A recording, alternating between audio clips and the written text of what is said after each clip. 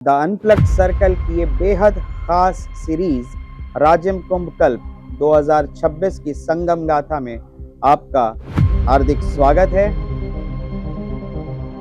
श्रद्धालुओं की सुविधाएं या फिर छत्तीसगढ़ की विश्व पटल पर ब्रांडिंग हो, ये तो हमारी प्रथम प्राथमिकता है। प्रदेश से आए हुए साधु संत महात्मा उनको किसी प्रकार की दिक्कत न हो, आम नागरिक जो आ रहे हैं उनको किसी प्रकार की दिक्कत न हो। क्या आपकी सरकार की कोई ऐसी प्राथमिकता है कि इसे भी काशी विश्वनाथ कॉरिडोर और महाकाल लोक की तरह कोई कॉरिडोर के रूप में डेवलप करें? बड़ा प्रोजेक्ट है, केंद्र सरकार के सहयोग बिना हो नहीं सकता। राज्य में संस्कृति मंत्री बनने के बाद ये आपका पहला आयोजन और इतना भव्य आयोजन, ये अनुभव कैसा रहा आपका? ये इकलौता कुंभ है, यह इकलौता आयोजन है जिसमें सरकार सारी व्यवस्था करती है। युवाओं के लिए संत समागम के माध्यम से किस तरीके की एक विचार उनकी तरफ जा सकते हैं? या इस बार सबसे ज्यादा भीड़ अगर कहीं हुई तो अयोध्या में।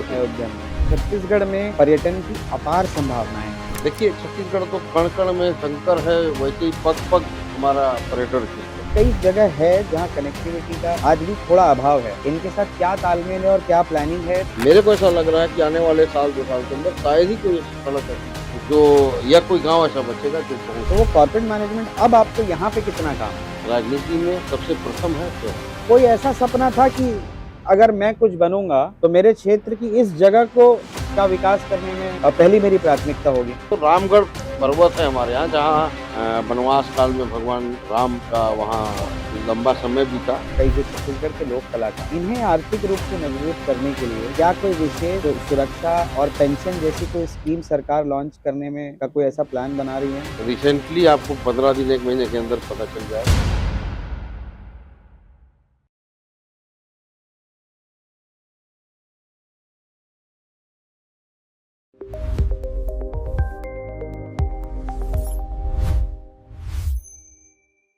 छत्तीसगढ़ का प्रयागराज, छत्तीसगढ़ की सांस्कृतिक नगरी, महानदी, पैरी और सोंडोर का पावन संगम राजिम, और आज द अनप्लग्ड सर्कल की ये बेहद खास सीरीज राजिम कुंभ कल्प 2026 की संगम गाथा में आपका हार्दिक स्वागत है, अभिनंदन है।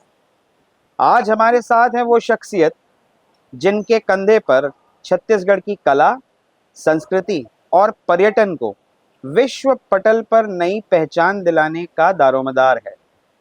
और राजिम कुंभ कल्प 2026 का जो ये आयोजन है, इसकी भव्यता, इसकी दिव्यता को देखकर ये अंदाजा लगाया जा सकता है कि बड़े ही काबिल कंधों पर ये दारोमदार दिया गया है। हमारे साथ हैं मुख्यमंत्री विष्णुदेव साय जी के कैबिनेट के संस्कृति और पर्यटन मंत्री राजेश अग्रवाल जी। सर, बहुत बहुत स्वागत है आपका हमारी इस खास सीरीज में। संस्कृति मंत्री, पर्यटन मंत्री बनने के बाद ये पहला आयोजन, इतना भव्य, इतना दिव्य, आपके कुशल मार्गदर्शन में, आपके नेतृत्व में ये आयोजन हो रहा है। इसमें आपकी प्राथमिकताएं क्या थी? श्रद्धालुओं की सुविधाएं या फिर छत्तीसगढ़ की विश्व पटल पर ब्रांडिंग हो? देखिए, श्रद्धालुओं की चिंता सबसे पहले सुव्यवस्थित हो, उनको आवागमन में किसी प्रकार की दिक्कत मत हो, खाने पीने, पेयजल में, ट्रैफिक में, सुरक्षा में। ये तो हमारी प्रथम प्राथमिकता है। हमारे जो बाहर से आए हुए साधु संत महात्मा हैं, नागा साधु हैं या प्रदेश से आए हुए साधु संत महात्मा हैं, उनको किसी प्रकार की दिक्कत न हो, आम नागरिक जो आ रहे हैं उनको किसी प्रकार की दिक्कत न हो। जब हम इनको दूर कर लेंगे तो ब्रांडिंग तो अपने आप हो जाएगी, फिर ब्रांडिंग का चक्कर खत्म हो जाता है वहाँ पर। राजिम को छत्तीसगढ़ का प्रयाग कहा जाता है। पैरी, महानदी और सोंडोर के इस पावन त्रिवेणी संगम, जिसकी वजह से आज ये राजिम कुंभ कल्प का यहाँ आयोजन होता है। क्या आपकी सरकार की कोई ऐसी प्राथमिकता है कि इसे भी काशी विश्वनाथ कॉरिडोर और महाकाल लोक की तरह कोई कॉरिडोर के रूप में डेवलप करें, ताकि कुंभ ही नहीं, साल भर यहाँ पर्यटन बना रहे? बिल्कुल, हमारे मुख्यमंत्री विष्णुदेव साय जी ने बिल्कुल इस ओर ध्यान दिया है, और चूंकि बड़ा प्रोजेक्ट है, केंद्र सरकार के सहयोग बिना हो नहीं सकता, लेकिन अपने स्तर में छत्तीसगढ़ सरकार माननीय मुख्यमंत्री जी के नेतृत्व में जितना अभी हो सके, ताकि सिर्फ कुंभ में ही श्रद्धालु ना आए, पूरे 12 महीना जिस प्रकार हम प्रयाग वगैरह में 12 महीना हरिद्वार वगैरह में जाते हैं, उस प्रकार श्रद्धालु यहाँ पूरे 12 महीना आए, इसकी चिंता कर रही है। आपको एक छोटा सा उदाहरण बता रहा हूँ कि गंगा आरती जहाँ से होती है और ये मेला स्थल 1.5 जी। किलोमीटर, जिसको जो रोड नहीं था, अभी उसके लिए मस्त रोड की अभी टेंडर भी हो गया, मतलब स्वीकृति नहीं, टेंडर हो गया, मेला खत्म होते उसमें काम शुरू हो जाएगा। तो ऐसे बहुत से काम जो इसको डेवलप करने के लिए आवश्यक है, वो छत्तीसगढ़ सरकार कर रही है। अभी मंदिरों का भी काफी कुछ हम लोग प्लानिंग किए हैं, इसको जीर्णोद्धार तो नहीं कहेंगे, मतलब अच्छा करने का, यहाँ धर्मशाला बनाने का, कुछ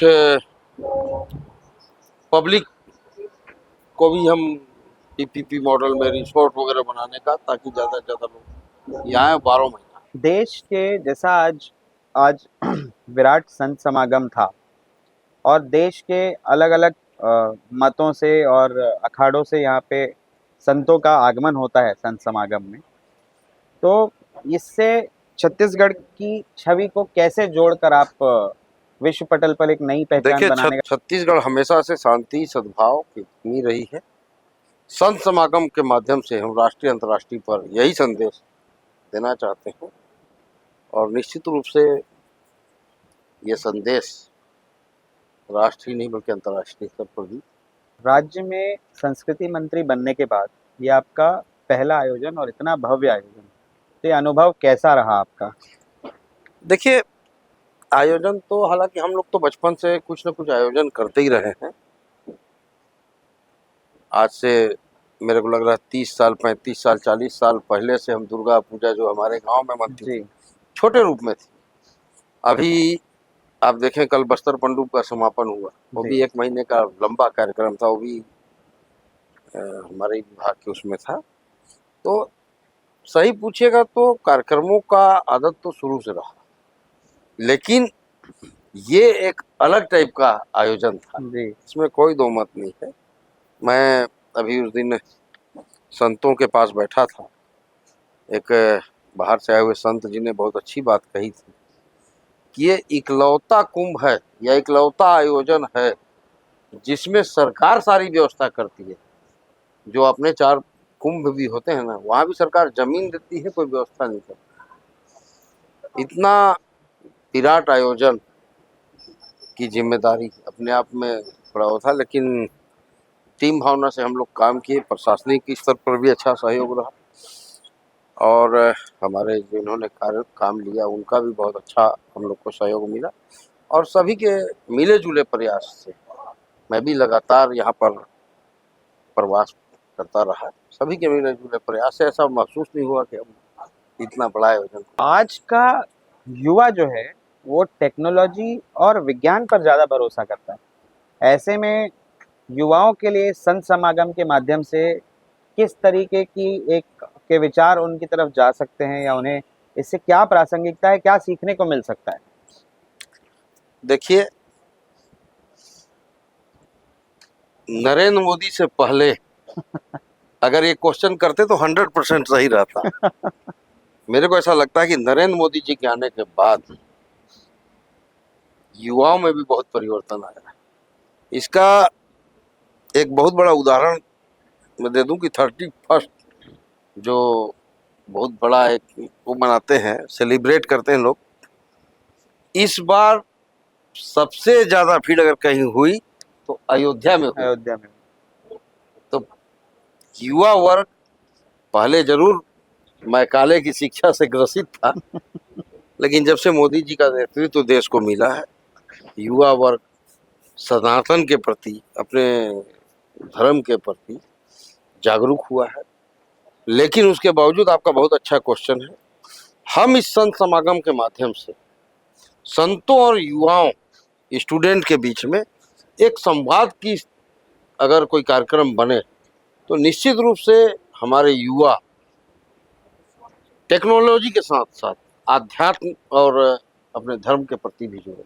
छत्तीसगढ़ में पर्यटन की अपार संभावनाएं हैं। बस्तर से लेकर जशपुर तक कई ऐसी बहुत छुपी हुई जगह हैं जिनको अगर विकसित किया जाए तो निश्चित तौर पर राष्ट्रीय नहीं अंतर्राष्ट्रीय स्तर पर नई पहचान मिल सकती है। ऐसे में विभाग, क्योंकि आपके ऊपर इसका पूरा दारोमदार है, तो ऐसे में विभाग जो है युवाओं को पर्यटन के क्षेत्र में रोजगार देने की क्या योजनाएं बना रहे जब से प्रधानमंत्री नरेंद्र मोदी जी आए, पूरे देश में सड़कों का जाल बिछा, हमारे छत्तीसगढ़ में भी कनेक्टिविटी अच्छी हुई। और प्रधानमंत्री जी की भी सोच है कि हम जितना ज़्यादा पर्यटन को बढ़ावा देंगे उतने हमारे युवाओं को रोजगार देंगे। और हमारे मुख्यमंत्री जी की भी यही सोच है। और आने वाले समय में देखिए, छत्तीसगढ़ तो कण कण में शंकर है, वैसे ही पग पग हमारा पर्यटक स्थल है, उसमें कहीं किंतु परंतु नहीं। लेकिन दूसरी समस्या अब निपटी है, तो पर्यटन के क्षेत्र में जब हम विकास करेंगे, अभी आपने देखा होगा कि केंद्र का जो बजट आया उसमें 10,000 पर्यटक गाइडों को प्रशिक्षण दिया जाए। जी। एक होम स्टे पॉलिसी आई है अपनी, बहुत अच्छी पॉलिसी है छत्तीसगढ़ की, जिसमें पर्यटक स्थल पर वहाँ का स्थानीय निवासी अपने घर में एक कमरा अलग से बनाएगा पर्यटक के लिए, होम स्टे पॉलिसी के तहत। उसको उस कमरे की लागत का 1,00,000 रुपया सरकार सब्सिडी के रूप में देगी। उसके माध्यम से जब उसके यहाँ पर्यटक रुकेंगे, भोजन करेंगे, गाइड के रूप में वो काम करेगा। उसके पास अगर वाहन हो तो घुमाने फिराने के लिए उसका उपयोग करेगा। तो निश्चित रूप से जब हम जितना पर्यटन क्षेत्र में विस्तार होगा, उतने ही रोजगार के अवसर बढ़ेंगे। आपके आने के बाद जो ये होम स्टे पॉलिसी वगैरह बनी है, इससे निश्चित रूप से समाज के आखिरी व्यक्ति तक रोजगार की जो ये नई पॉलिसी, ये वाकई काबिले तारीफ है। लेकिन आज कई जगह है जहाँ कनेक्टिविटी का आज भी थोड़ा अभाव है। इसके लिए आप अन्य विभागों जैसे पीडब्ल्यूडी है या फिर एनएचएआई है, इनके साथ क्या तालमेल है और क्या प्लानिंग है ताकि वहाँ पे कनेक्टिविटी अच्छी मिले और टूरिज्म का विकास हो? देखिए, हमारा जो विभाग है वो तो लगातार पीडब्ल्यूडी के साथ कनेक्ट है ही। जब तक, मेरा तो स्वयं मानना है, जब तक कनेक्टिविटी बढ़िया नहीं रहेगी पर्यटक उस क्षेत्र में नहीं जा सकता। उसके अलावा मैं आपको बता रहा हूँ कि हमारे मुख्यमंत्री विष्णु देसाई जी और पीडब्ल्यूडी मिनिस्टर जो उप मुख्यमंत्री बिहार साहू जी का लगातार प्रयास है कि हमारा कोई भी गांव, चूंकि मुख्य सड़कें केंद्र के उससे बन गई हैं, अब हमको स्टेट लेवल में जो काम करना है वो गांव की सड़कों का ही करना है। और लगातार प्रयास हो रहा है, लगातार काम हो रहा है। मेरे को ऐसा लग रहा है कि आने वाले साल 2 साल के अंदर शायद ही कोई सड़क ऐसी बचेगी जो, या कोई गांव ऐसा बचेगा जो पहुंच नहीं है। आज की डेट में अगर देखा जाए, जैसे हम भी हैं या आज के युवाओं की बात करें या आपकी हमारी बात करें, हम आज कहीं भी घूमने के लिए जाते हैं तो पहले इंस्टाग्राम में, यूट्यूब में उस जगह के बारे में सर्च करते हैं। तो क्या छत्तीसगढ़ की अंतर्राष्ट्रीय स्तर पर छत्तीसगढ़ के पर्यटन स्थलों की ब्रांडिंग हो, इसके लिए कोई इन्फ्लुएंसर्स, ट्रैवल इन्फ्लुएंसर्स, इन लोगों के साथ कुछ एक तालमेल बिठाकर अंतर्राष्ट्रीय स्तर पर छत्तीसगढ़ के पर्यटन स्थलों का संदेश पहुंचाया जाए, इसके लिए क्या विभाग या सरकार कुछ अभी प्लान है? लगातार इस ओर काम चल रहा है। और कई दूसरे देशों में भी, मतलब विदेशों में भी हम लोगों की मीटिंगें हुई हैं। विदेशों से भी लोग पर्यटन के क्षेत्र में यहाँ इन्वेस्ट करने आ रहे हैं। और जो आप इन्फ्लुएंसर वगैरह कर रहे हैं, इनसे लगातार हमारी बात चल रही है। और खाली पर्यटन, जो अपने पर्यटक स्थल है उनके ऊपर ही काम नहीं चल रहा है, यहाँ मेडिकल टूरिज्म पर भी अभी हमारी सरकार काम कर रही है कि हम अपने छत्तीसगढ़ के मेडिकल संसाधनों को इतना मजबूत करें कि विदेशों से लोग यहाँ इलाज करवाने। धार्मिक स्थलों को अपन मजबूत, बहुत अच्छा डेवलपमेंट का काम चल रहा है केंद्र सरकार के सहयोग से। अभी हमारा बमलेश्वरी मंदिर का 50 करोड़ के लागत से काम चल रहा है डेवलपमेंट का। भोरम देव का आपने अभी देखा जी। 2-3 महीना पहले हमारे केंद्रीय पर्यटन मंत्री जी और मुख्यमंत्री जी ने भूमि पूजन किया 150 करोड़ का। बहुत जल्दी मेरे को लग रहा है रतनपुर के लिए भी केंद्र सरकार से राशि जारी होने वाली है। तो खाली एक कहा जाए कि जिसे हम कहते हैं चित्रकूट में, ऐसा नहीं। पर्यटन के जितने भी संभावना के क्षेत्र हैं, सभी क्षेत्रों पर काम किया जा रहा है। और प्रचार प्रसार के लिए जो भी हमको जिनसे भी सहयोग लेना है या जिनसे बातचीत करनी, से लगातार बात है। आपके पास एक बहुत बहुत महत्वपूर्ण विभाग है संस्कृति। अब बात छत्तीसगढ़ में जब संस्कृति की बात होती है तो यहाँ के कलाकार जो हैं, चाहे वो पंडवानी हो, चाहे जो अन्य विधाएं जितनी हैं नृत्यों की, या कई जो छत्तीसगढ़ के लोक कलाकार हैं, इन्हें आर्थिक रूप से मजबूत करने के लिए क्या कोई विशेष सुरक्षा और पेंशन जैसी कोई स्कीम सरकार लॉन्च करने में का कोई ऐसा प्लान बना रही है? बिल्कुल, अभी रिसेंटली आपको 15 दिन 1 महीने के अंदर पता चल जाएगा कि हम पेंशन स्कीम बहुत जल्दी हमारी लागू हो रही है। जो भी 60 वर्ष से ऊपर के हमारे स्थानीय जो कलाकार हैं उनको पेंशन मिलेगा। ग्रेडिंग कई सालों से नहीं हो पा रही थी, अभी हम दोबारा ग्रेडिंग करने वाले हैं। ये दोनों काम हमारे 15-20 दिन के अंदर होने वाले हैं। इसके अलावा अभी लगातार जितने भी महोत्सव हो रहे हैं, कहीं कहीं लोगों की नाराजगी भी थोड़ी बहुत मिल रही, राज्य में भी मिली, लेकिन हम ज़्यादा से ज़्यादा स्थानीय कलाकारों को अवसर दे रहे हैं। तो हमारे कलाकारों को आने वाले समय में मेरे को लग रहा है कि बहुत अच्छा लाभ मिलेगा। ये तो हो गई आपके विभाग और सरकार की बात। हमारा इंटरेस्ट थोड़ा सा आपकी पर्सनल लाइफ के बारे में जानने पर भी है। एक सफल व्यवसायी आप रहे, उसके बाद आप विधायक बने, अब आप मंत्री हैं और महत्वपूर्ण विभागों का नेतृत्व कर रहे हैं। कॉर्पोरेट मैनेजमेंट जो आपने व्यवसाय में जो इम्प्लीमेंट किया होगा योजनाएं, तो वो कॉर्पोरेट मैनेजमेंट अब आपको यहाँ पे कितना काम आ रहा है? देखिए, एक तो मैं बचपन से टीम भावना में काम करता था, कामों को बांट कर करता था, और सबसे बड़ा बात विश्वास। लोग हमारे ऊपर कैसे विश्वास करें, हम अपने लोगों पर जरूरत से ज्यादा विश्वास करके उनको जब जवाबदारी देते हैं तो निश्चित रूप से हमको भारी सफलता मिलती है।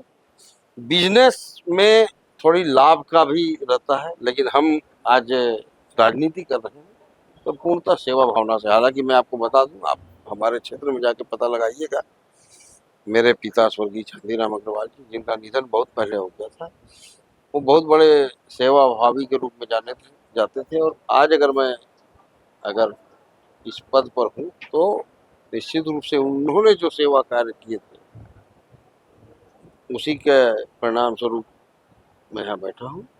तो और राजनीति में भी शुरू से ही, पहले नगर पंचायत अध्यक्ष रहा, उससे पहले सरपंच रहा ऐसे, लेकिन सेवा भावना शुरू से रही और राजनीति में सबसे प्रथम है सेवा। तो आप अपनी राजनीति में जो आपको सफलता मिली है उसका क्रेडिट आप आपकी सेवा भावना और सेवा कार्यों को देते हैं। हाँ, और मेरे स्वर्गीय पिताजी का जो किए कार्य।